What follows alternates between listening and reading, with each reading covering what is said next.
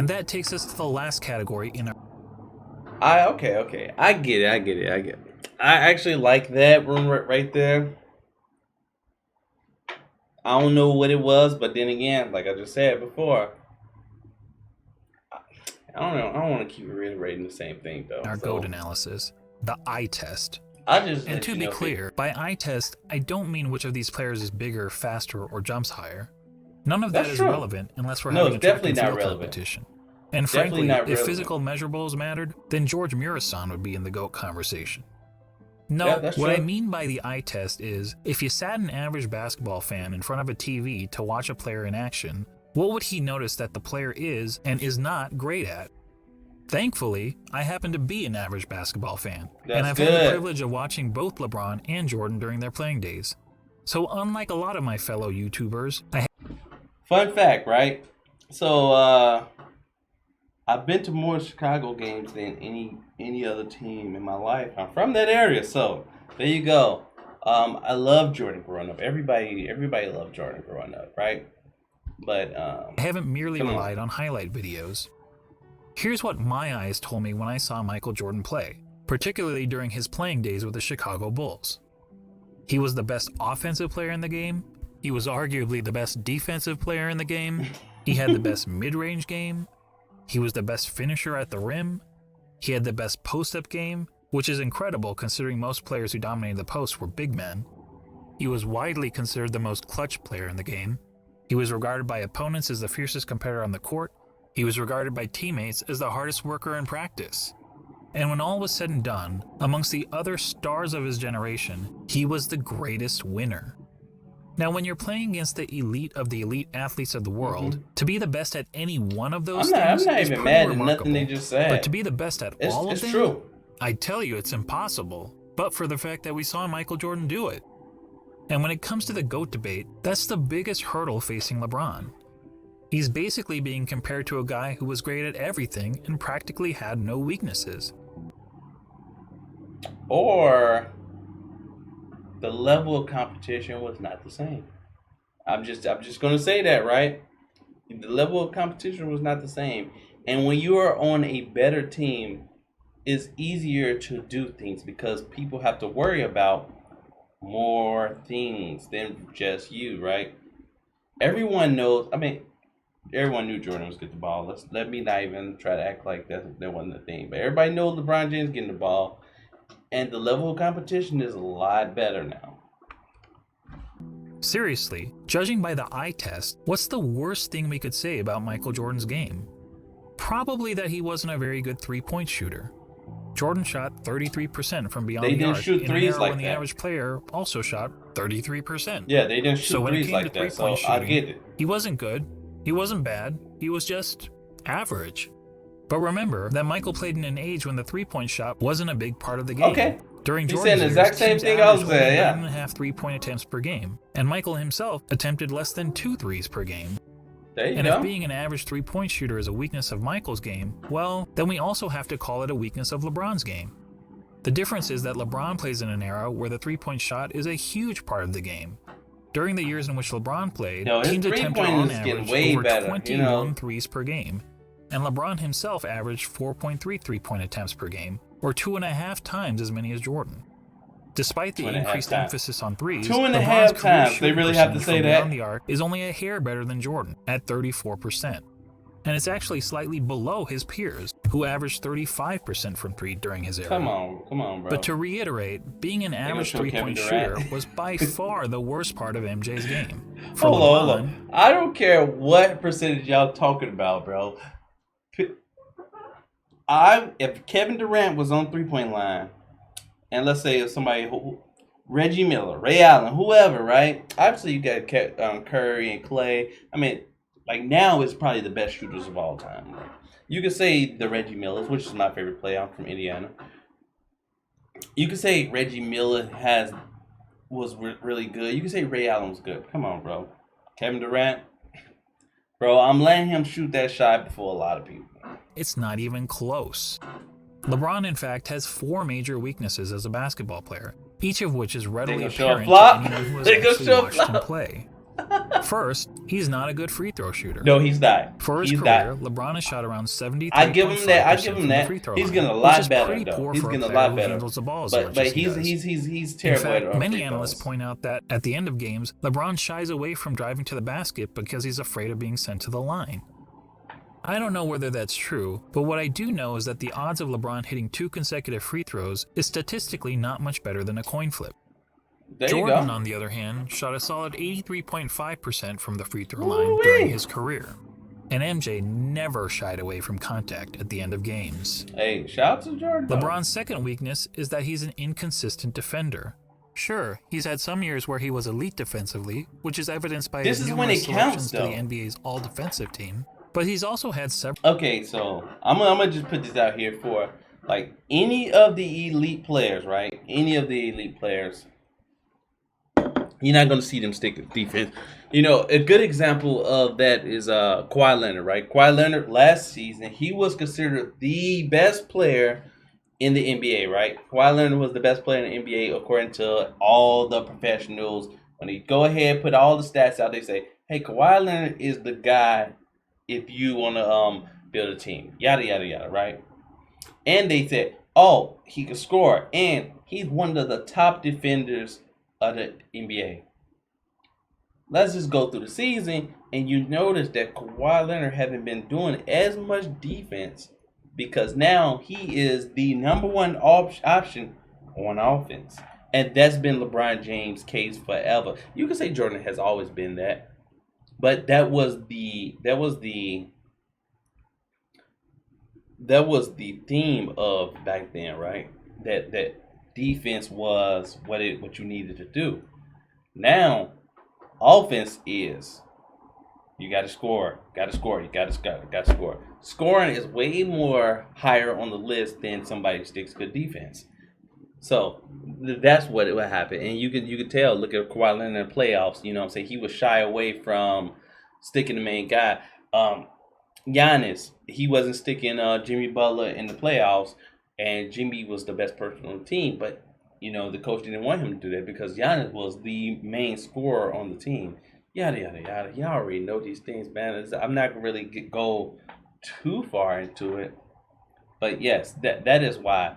And also, another thing is because of Jordan's legacy, right? Everybody's compared to that, and winning is all that matters, right? So you'll see a person like LeBron James or many teams during the regular season, like take it as this is not really what it is, right? They don't really care. But then obviously you see in the playoffs when the game is actually serious, that's when you see people actually put they say thinking caps, so that, you know, thinking back to school, but like that's when you see people get into the zone where they just want to really just play ball, and that's what it is. So now, yeah.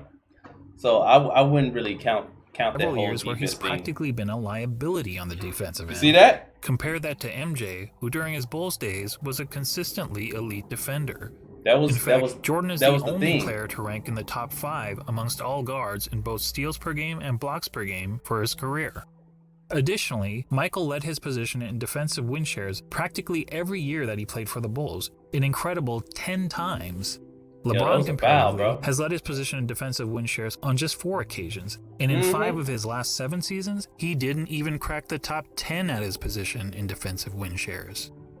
Now, some will excuse LeBron's recent fall-off on the defensive end as a byproduct of his resting on defense so that he can have more energy on offense. I wouldn't and we say can that. debate the merits of that strategy, but resting on defense is not something Michael Jordan was ever accused of doing. Heck, And even hence as a LeBron 40-year-old, James' he was busting his career tail on was the longer. defensive end. But what about the notion that LeBron's been the more versatile defender? That's LeBron true. supporters will argue that he can guard positions 1 through 5 on the court, such as when he guarded Derrick Rose for stretches in the 2011 playoffs. But LeBron's guarding the opposing And team's Paul point George guard or center and isn't Kawhi. something that happens very often. In fact, It- during it- his career, LeBron has spent less than 5% of his total minutes guarding the opposing players 1 or 5. So the versatility argument is highly exaggerated. And look, when it It's- comes it's to really not. versatility, hometown buff That song that dunk they just showed was him getting dunked on by prime Dwight Howard. Come on, bro. Sinners wasn't even stopping Prime Dwight Howard. Of course, LeBron James wasn't. They may have a more versatile menu Like, than Spotted. you're not That stopping doesn't the make top. it a better restaurant. LeBron's third weakness is that he's not a very good shooter. And this is a pretty significant flaw for someone claiming to be the GOAT. He's not a good shooting the mid-range ball shooter. is the quintessential skill in the game of basketball. It's the part of the game that everyone practices, whether on the playground, at the YMCA, or in the NBA. Now, some people will contend that LeBron is actually a better shooter than Jordan because he has a better career field goal percentage. And yes, LeBron's career field goal percentage is 50.4% compared to Jordan's 49.7%. It's mostly a lot of dunks. But recall what I said about placing stats into proper context. To help us understand context when it comes to shooting, allow me to introduce DeAndre Jordan and Tyson Chandler. We all know that DeAndre and Tyson were great rebounders and defenders, but what if I told you that they were also two of the greatest shooters of all time? That would be certifiably crazy. Okay, Yet if you I look get at that. all the shooting This has already metrics, been said. field goal percentage, effective field goal percentage, true shooting percentage, both of these guys rank near the top in NBA history. Of course, there's an obvious reason for that. As we all know, both DeAndre Jordan and Tyson Chandler take a lot of their shot attempts on dunks, layups, and putbacks, which are extremely high percentage shots. Well, guess what? So is LeBron James. In fact, every single year of his career, the shot that LeBron James has taken the most has been within 0 to 3 feet from the basket. That's true. In other words, dunks, layups, and putbacks. More than one of every 3 of LeBron's shots has been within this point-blank range, which is aided by his playing in an era where it's been relatively easy to get to the rim, particularly when compared to the physical era in which Jordan played. And just like every other player, LeBron is really effective from 0 to 3 feet, hitting over 73%. I get it. His era was a little bit harder, but like, if Jordan can get to the hoop, and plenty of players who got to the hoop, that was their thing to get inside and get to the hoop. LeBron James can. Like, that was like, I ain't gonna say disqualifier, but like, come on, bro, don't even mention of that. These shots. But how does LeBron fare from outside this range? According to basketballreference.com, LeBron's shooting percentage from outside 3 feet is 37.5%. It's even poorer in the playoffs where he shoots 35.9%. And it gets even worse in close and late situations. In the last 2 minutes of games where the score is within 5 points, LeBron hits only 31.7% of his jumpers. Look, it doesn't take a rocket scientist to know that these numbers aren't very good. Which is probably why in the 2013 finals, the Spurs' defensive strategy against the Heat was to basically dare LeBron James to shoot. And keep in mind, this was against LeBron in his prime. Can you imagine an opposing coach using a similar strategy against MJ? Now, LeBron actually... Yes, making him shoot threes, they would have won. Like, come on, bro. ...credits the Spurs for forcing him to work on his jump shot. But it's not as if his results have gotten much better since then. Here's LeBron's shooting percentage from outside 3 feet over the last 6 years. Yikes. You take that with LeBron James, like I said, he was the number one option on the team, and everyone knew that this was going to happen. So yes, his average is not going to go up, but like, if you're looking at the game, you can tell that this has been a lot better than regular. So like look at it, you can see KCP, and you had let's say the Lakers, right? They had some 3-point shooters. They had some people on paper that was supposed to be knocking down shots. Your KCPs, your Danny Greens, yada yada yada, right? But they really wasn't hitting shots. You know what I'm saying? So you can look at that and you'll say, oh, well, then LeBron James will have to take the shot, and then that's how the averages go down. Well, I'll give him this. He is consistent. For comparison, consider that in the last year of Michael Jordan's career, as an aging player on the Washington Wizards, Jordan shot close to 42% from outside 3 feet. While that's certainly not great, it means that even as a 40-year-old shell of his former self, Jordan was still a better shooter, a far better shooter than LeBron James. Unfortunately, Basketball Reference doesn't have advanced shooting metrics from Michael's Bulls days, when he was a significantly more efficient scorer. But few would argue that Michael was anything but a lethal jump shooter when he was wearing Come on, man. The players are way better. The IQs is a little bit better. All of us can recall practicing shots on the blacktop. A little bit blacktop, better now. counting down 3, 2, 1 before launching a shot at the rim. Well, if you were pretending to be LeBron James, you'd brick almost 2/3 of the time. Actually, that's not entirely true. If you were playing against a countdown, it would... Honestly, you know what I'm saying? I liked what they saying right here. I like this whole thing, but really, if I was to look at this video, you could just tell in the language. Let's look at the micro languages and how they talking about it.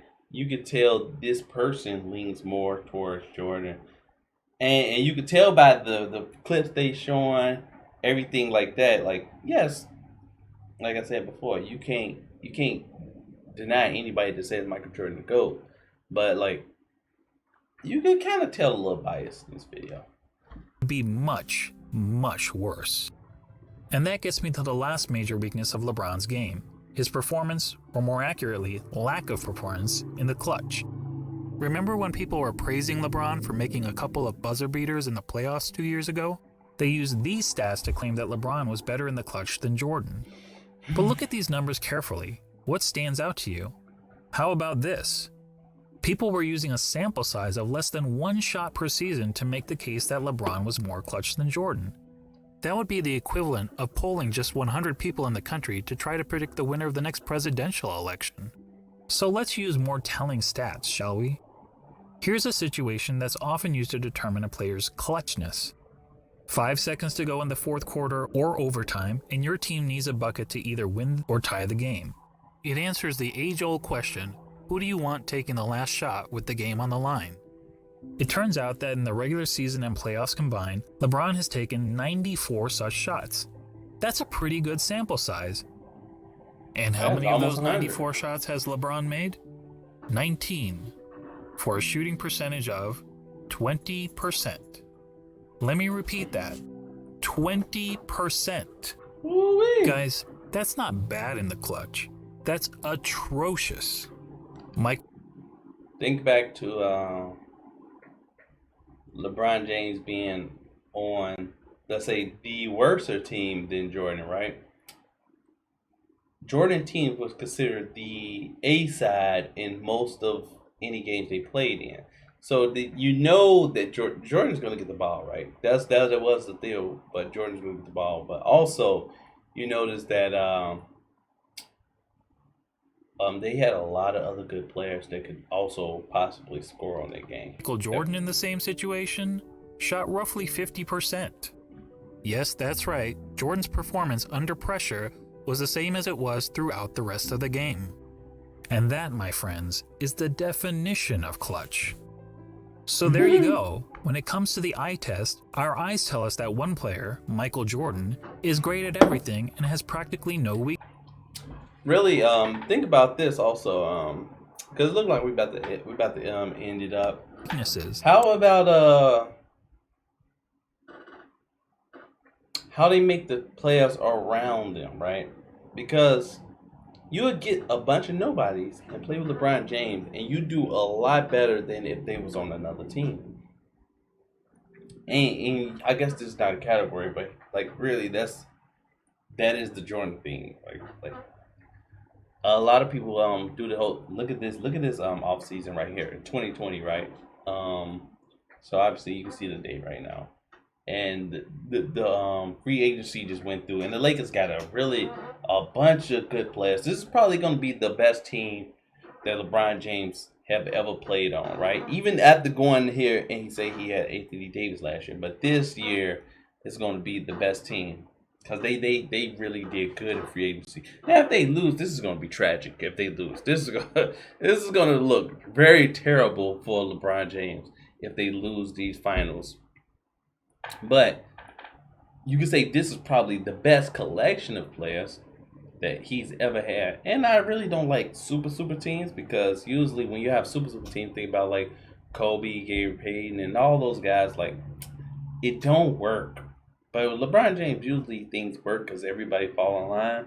But like if he loses, this would be terrible.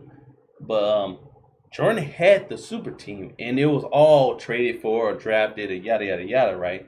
But now players is not doing that. People don't care about coming to Chicago. Chicago's a good city. Ain't nobody going to Cleveland. Ain't nobody going to Cleveland. Miami, it was no money because they had 3 All-Stars already. But then we ain't counting Dwayne Wade being hurt, Bosh being hurt. So those things, yeah, even though they there, like we ain't counting them, right? So let's just go ahead and get.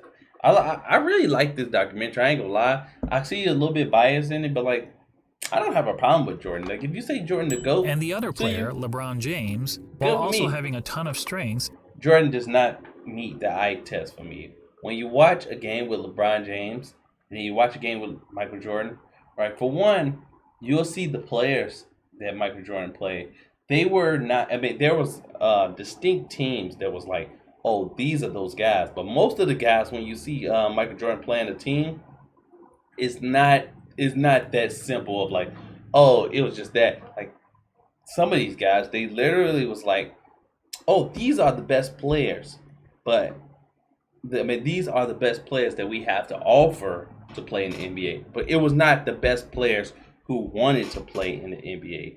Like I said, Michael Jordan, he took the league and he made it way popular, and then he made it way popular worldwide. But like previously, like I said, you have that person that's probably better than Jordan that never picked up the basketball. You never know. You never know, right? It's probably somebody better than LeBron James that never picked up the ball. But it's kind of hard to say now because basketball is so popular that everybody is picking up a basketball. Like I said before, it wasn't that popular. In the future, it's gonna like the people that comes even after LeBron James. There's gonna be players. It's gonna be that guy, right? In 20 years from now, and everybody gonna say, "Oh no, LeBron James the GOAT." I guarantee you that's what's gonna happen. Jordan's gonna eventually fade away. All of those old fans that's still holding on, or even the new fans that may have him as the GOAT because his record, whatever the case is, right?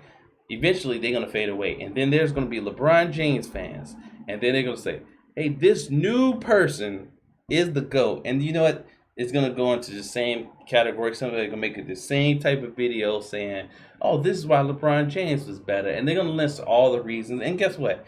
All those finals losses, that's gonna be a thing because people not getting to the finals is not as good as James Harden is. Nobody's making him the GOAT, but as good as James Harden is, he haven't been to the finals yet. You know what I'm saying? Like he is a prime player, and he's better than a lot of players, but he haven't been to the finals yet, and then that's what's keeping him off the list.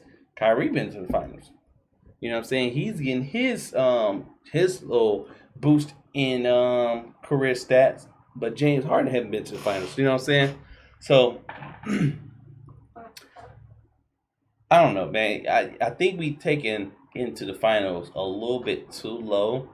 The fact that it's superior sustained performance over a period of time. But let's go. has several obvious flaws to his game. And when all is said and done, after analyzing the 5 key factors of being the GOAT, Jordan gets 4 check marks to LeBron's 1, making this GOAT debate, well, not much of a debate at all. Now, and there you go. It's 4-1, and look at they got the LeBron crying. LeBron. They got the LeBron crying in the back. Man, you know what? Get me Go wrong. ahead. I'm not saying that LeBron James is a bad player. He's a phenomenal player. Phenomenal Personally, player. I have him on basketball's Mount Rushmore, along with Jordan, Kareem, Wilt Chamberlain, and Bill Russell. He's just not Michael Jordan. And just to underscore how good MJ was, let's ignore LeBron and Jordan for a minute and focus on the other 3 players highlighted here, Kareem, Wilt, and Bill Russell. Most would agree that these are the 3 greatest centers in NBA history, and each of them has a strong case to justify his standing among basketball royalty. Okay. Wilt, You know what I just said? I said that like a little bit earlier. That you can kind of say that Kareem or Bill Russell or any of those guys are the GOAT because, like, I mean, if you want to put them as the GOAT, you can't. I won't argue with you if you say, "Hey, Bill Russell's the GOAT." Like, yes, he won 11 championships in 13 years. Yada yada yada. You can blame the competition. The same thing. I already put that out. LeBron's competition better than Jordan, but like you can say he beat who was in front of him, and that's what it was. So I'm not gonna discredit them. So you can name any of those guys as your GOAT, and it is what it is. So But let's continue on. Let's continue on, though. Wilt is an all-time great because he was an offensive force of nature, and he holds a ton of NBA records. Russell is in the conversation because he was a dominant defender and a perennial champion. Yeah. Kareem also led his team to numerous titles, and in terms of individual awards and accolades, was the most decorated of the three. Was good. Not to mention, he had the NBA's most unguardable shot. Now imagine a center that had all the best qualities from these three titans. A player like that would be the basketball equivalent of Thanos. Now add to that player the highest level of intangible attributes, such as a tireless work ethic, don't tell me about to turn him into the and an ability Jordan, to deliver in the clutch. And now you'd essentially be looking at Thanos with all of the Infinity Stones, and no one would question whether this player was the greatest of all time. But the truth is, we don't have to imagine such a player. That player already existed. I knew it, bro. If you don't see this part is so biased that they can compare Michael Jordan to Thanos with the Infinity Stones. Come on, bro. He just happened to be a shooting guard, not a center. When you think about it, Michael Jordan is the real-life version of an overpowered video game character. He had all the qualities we look for in a superstar athlete, and he had it in spades. He's basically Babe Ruth, if Babe Ruth played defense like Willie Mays.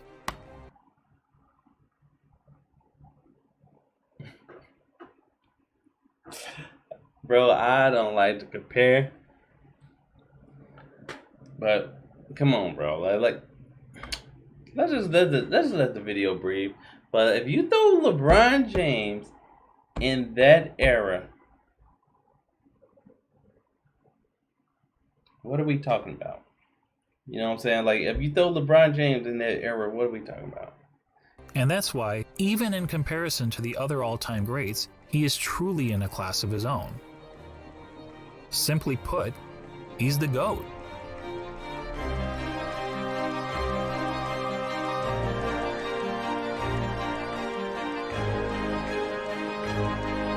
Hey, good on him, bro. Michael Jordan, he's good. He's good. He's one of the GOATs. Well, not one. He can't be one of the GOATs, but like, he's the greatest of his era. But I love the video. Still haven't convinced me. I think somebody may have recommended this video to me. Like, man, I probably have to check my messages, but like a year ago. I don't know, man. It had to be a while last time I seen this video. Or if it's another video just like this on YouTube, maybe I've seen that one. But like, I don't know, man. Like, I don't know. Somebody may have recommended these things to me, cause, bruh.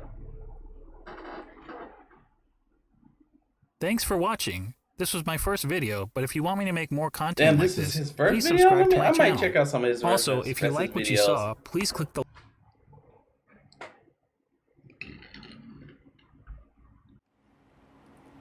Alright. Yep, so overall, I like the video. He put a lot of time in it. He put a lot of editing to it. I really love anybody that does a lot of editing to any of their videos. But other than that, man, hey, as you can tell, I see that there was a little biases in it, and then you could say on paper, you know what I'm saying? That's the deal with on paper, right? You're not accounting errors and all of those things. I already said it during the video, but you're not accounting for a lot of things that would make Jordan perform better than what LeBron James performed. That's almost like the same thing that we use against Bill Russell. Is saying like, hey, the level of competition was not as good back in the day. And then and that's why he was able to accomplish so much. And then you got to think about like Jordan, like, hey, the level of competition was not as much as today, and that's why he was able to accomplish so much. With the level of basketball players in the NBA today, like just the upper echelon, the top 5, top 10 players, right? You'll probably say like, yeah, you know what I'm saying? Like, I don't see any player in any era doing what Jordan did in this era of basketball, or even going forward, right? Or even to say a little bit older when you have the Kobe and Shaq era, right? Like, yes, they did what they had to do, but those was like some of the two top players of the NBA. Well, I'm gonna say Kobe was still young, but like two top players of the NBA going there. And but now it's you really kind of almost need more than two tops to do your thing. Hence, Golden State, even though they had, or let's say, hence, that Boston team, right? That Boston team who really holds on so hard to they one championship that they won, and they talk about like they was a dynasty, right?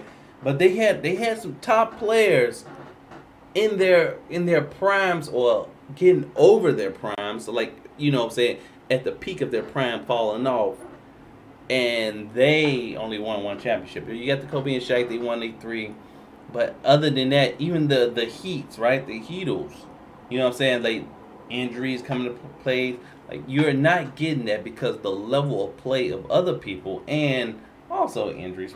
I'm not gonna really count injuries because injuries has been part of NBA forever, right? Jordan got hurt early in his career, but like you have the top level play, but you're going against other players. And then here you go, you got Russell and you got KD. They beat them, and I mean, come on, man. San Antonio until recently, that dynasty, boy. They had those 3 Hall of Famers. That's definitely going into the Hall of Fame, no questions about it. The Golden State, come on, man. What we talking about? Like, as good as Golden State was, now they're afterthought. I know Clay just got hurt, but like literally, even if Clay didn't get hurt, I didn't even have them going to the conference finals, right? And they was the juggernaut for a while, right? So like the level of is so many good players in the NBA that I would say this, right? Name your top 10 players of Jordan's era, and then put them against the top 10 players of this era, and then you can kind of see the comparison of the level of play that these guys have, right? I'm not really saying like, hey, these guys are better than Jordan, or those guys. I'm just saying like the level of play now versus the level of play before.